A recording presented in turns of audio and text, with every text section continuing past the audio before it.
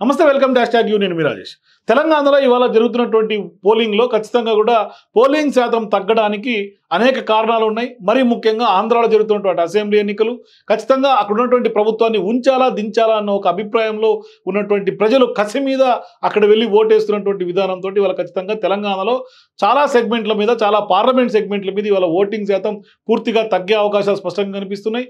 మరొక విషయం ఏంటంటే ఇవాళ గ్రేటర్ పరిధిలో అది కాస్త మరింత ఇవాళ అత్యల్ప ఓటింగ్ నమోదు అవడానికి ప్రధాన కారణంగా కనిపిస్తుంది. సాధారణంగానే సంక్రాంతి సీజన్ వస్తేనే బస్సు రైళ్లు ఇవాళ కిటకిటలాడుతూ ఉంటాయి.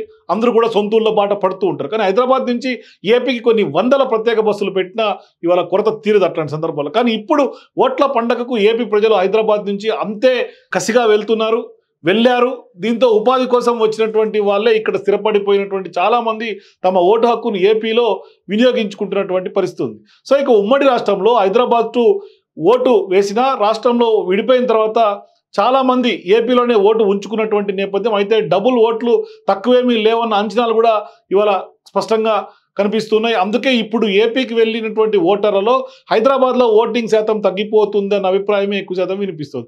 సాధారణంగా అసెంబ్లీ ఎన్నికలు జరిగితే ఎక్కువ మంది ప్రజలు ఓటు వేయడానికి సొంత ఊళ్ళకు వెళ్తూ ఉంటారు. అయితే ఇవాళ పార్లమెంట్ ఎన్నికల పైన కూడా కొంత ఆసక్తి చూపించే పరిస్థితి కనిపించట్లేదు. ఈసారి ఏపీలో హై వోల్టేజ్ అసెంబ్లీ ఎన్నికలు జరుగుతున్నటువంటి నేపథ్యంలో అక్కడ రాజకీయ పార్టీల నేతలు తమ నియోజకవర్గ ఓటర్లను ఎక్కడ ఉన్నారనేది కూడా ఐడెంటిఫై చేసి వారిని వెతుక్కొని మరీ ఖచ్చితంగా ఛార్జీలు ఇచ్చి ఓటుకు ఇంత అని చెప్పి మరి ఇవాళ పిలిపించుకొని అక్కడ ఓట్లు వేయించుకుంటున్నటువంటి సందర్భాలు ఎక్కువ శాతం ఉన్నాయి. వారితో పాటుగా ఇక స్వచ్ఛందంగా ఓటు వేయాలని బయలుదేరినటువంటి వారి సంఖ్య కూడా తక్కువేమీ లేదు.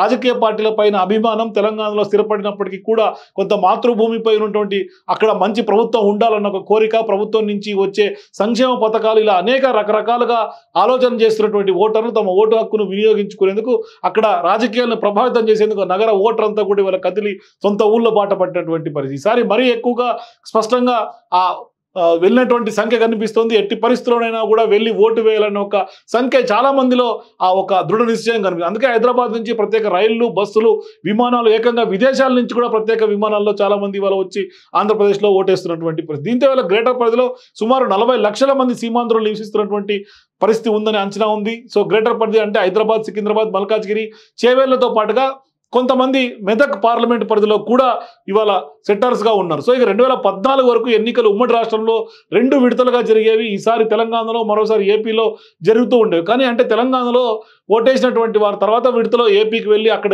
ఎన్నికల్లో ఓటేసే పరిస్థితి ఉండేది. కానీ ఇవాళ 2 ఓట్లు నమోదు చేసుకున్నటువంటి వారిలో అత్యధికులు ఇదే పని చేసేవారు. అయితే ఇవాళ అలా జరుగుతుందన్న ఆరోపణలు వెల్లువెత్తడంతోనే ఒకే రోజు పోలింగ్ నిర్వహించాలన్న ఒక పరిష్కారంగా భావించినటువంటి ఈసీ, కానీ తెలంగాణలో ముందస్తు ఎన్నికలు వచ్చాయి కాబట్టి తర్వాత ఏపీలో కొంత జమిలీ ఎన్నికల్లాగా తెలంగాణలో లోక్సభ ఎన్నికలు వచ్చాయి. సో దీంతో ఈసారి తెలంగాణలో పార్లమెంట్ ఎన్నికలు, ఏపీలో అసెంబ్లీతో పాటుగా పార్లమెంట్ ఎన్నికలు కూడా జరుగుతున్నటువంటి నేపథ్యంలో అందుకనే తెలంగాణలో ఉన్నటువంటి సీమాంధ్రులు, సెటిలర్స్ అందరూ కూడా ఇవాళ తెలంగాణ పార్లమెంట్ ఎన్నికలను వదిలేసి ఏపీలో జరగబోయే 2 ఎన్నికలపైనే ప్రధానంగా ఎక్కువ దృష్టి పెట్టినట్టుగా స్పష్టంగా అర్థమవుతుంది. అందుకని ఇవాళ ఏపీలో ఎన్నికలు సింగిల్ లైన్ మీద జరుగుతున్నాయి. జగన్మోహన్ రెడ్డికి మరో ఛాన్స్ ఇవ్వాలా, చంద్రబాబుకు మళ్ళీ రాష్ట్రాన్ని అప్పగించాలా, ఈ అన్నదానిపైన ఇవాళ ఖచ్చితంగా కూడా అక్కడ ఓటింగ్ ప్యాటర్న్ అంతా డిసైడ్ అవుతుంది. ఖచ్చితంగా అక్కడ జరుగుతున్నటువంటి అంశం ఇదే ప్రధాన అంశంగా చెప్పుకోవాలి. మరోవైపు తెలంగాణ, ఏపీలో పార్లమెంట్ ఎన్నికల్లో కామన్ అయినప్పటికీ కూడా ఏపీలో కొంత అదనంగా అసెంబ్లీ ఎన్నికలు కూడా జరుగుతుండడమే తెలంగాణలో సీమాంధ్రులందరూ కూడా ఎక్కువగా ఇవాళ అక్కడికి వెళ్తున్నటువంటి ఆకర్షణగా నిలుస్తుంది. ఎలాగైనా ఓటు వేయాలన్న ఒక దృఢ నిశ్చయం ఖచ్చితంగా సొంతూళ్ళ బాట పట్టించాయని చెప్పుకోవాలి. సో ఇక తెలంగాణ, ఏపీలో డబుల్ ఓట్ల పైన చాలా అనుమానాలే ఉన్నాయి. ఎందుకంటే 2 రాష్ట్రాల్లో కూడా డబుల్ ఓట్ల లక్షల్లో ఉన్నాయని కూడా ఇప్పటికే తీసేయాలని టీడీపీ, వైసీపీ ఈసీకి ఫిర్యాదులు కూడా చేశాయి. కానీ ఎన్నికల సన్నాహాల పైన సమీక్ష ఏపీకి వచ్చినటువంటి ప్రధాన ఎన్నికల కమిషనర్ రాజీవ్ కుమార్ 2 చోట్ల కూడా ఓటు ఉండడం క్రిమినల్ నేరం కిందికి వస్తుందని హెచ్చరించారు. అయినప్పటికీ కూడా డబుల్ ఓటు ఉన్నటువంటి వాళ్ళంతా కూడా స్వచ్ఛందంగా ఒక ఓటును వదులుకోవాలని అప్పీల్ చేశారు. నిజానికి ఓటు ఆధార్ లింక్ చేసిన తర్వాత డబుల్ ఓట్ల సమస్య చాలా వరకు తీరిపోయింది. కానీ ఆధార్కు లింక్ చేసినటువంటి ఓటర్లు 2వ ఓటును కూడా నమోదు చేసుకోవడానికి అవకాశం లేకుండా పోయింది. ఎక్కడో ఒక చోట మాత్రమే ఓటు ఉంచుకునేలా కూడా అధికారులు చూశారు. కానీ ఒక రకంగా చెప్పాలని డబుల్ ఓటర్ల సంఖ్య తక్కువగానే ఉన్న అభిప్రాయం ఉంది. అయితేప్పటికి కూడా ఓటింగ్ పైన పెద్దగా ప్రభావం పడనట్లే అని కూడా అర్థం చేసుకోవాలి. కానీ ఇవాళ నిజానికి గ్రేటర్లో ఎన్నిక జరిగినా ఓటింగ్ తక్కువగానే ఉంటుంది. ప్రతిసారి కూడా ఏపీలో ఎన్నికలు లేకపోయినా తెలంగాణలో అసెంబ్లీ ఎన్నికల్లో కూడా గ్రేటర్ ఓటింగ్ 50% కూడా దాటనటువంటి పరిస్థితి. అయితే ఏపీలో ఎన్నికలు జరుగుతున్నటువంటి నేపథ్యంలో అక్కడ ఓటింగ్ స్థాయిలో కూడా పెద్ద ఎత్తున కొంత భారీగా ఇవాళ టర్నౌట్ కనిపిస్తోంది. మరోవైపు ప్రధానంగా ఇవాళ ఆంధ్రప్రదేశ్లో జరుగుతున్నటువంటి అసెంబ్లీ ఎన్నికల ప్రభావం తెలంగాణలో స్పష్టంగా కనిపిస్తోంది.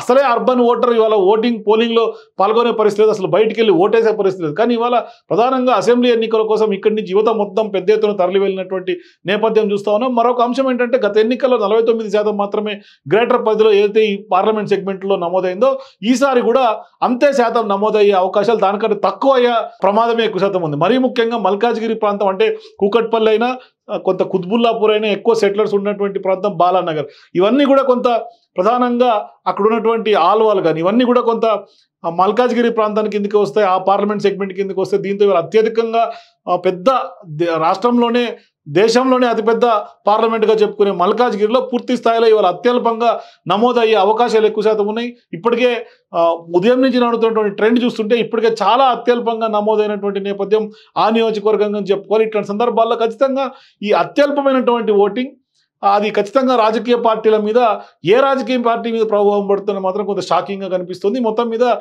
ఇక్కడ ఓటింగ్ పైన అయితే మాత్రం స్పష్టంగా అత్యల్ప ఓటింగ్ గ్రేటర్లో నమోదవటం అది స్పష్టంగా పక్క రాష్ట్రంలో జరుగుతున్నటువంటి ఎన్నిక ఇంపాక్ట్ అనే ఖచ్చితంగా చెప్పాల్సినటువంటి అవసరం ఉంది. For more days please watch #you.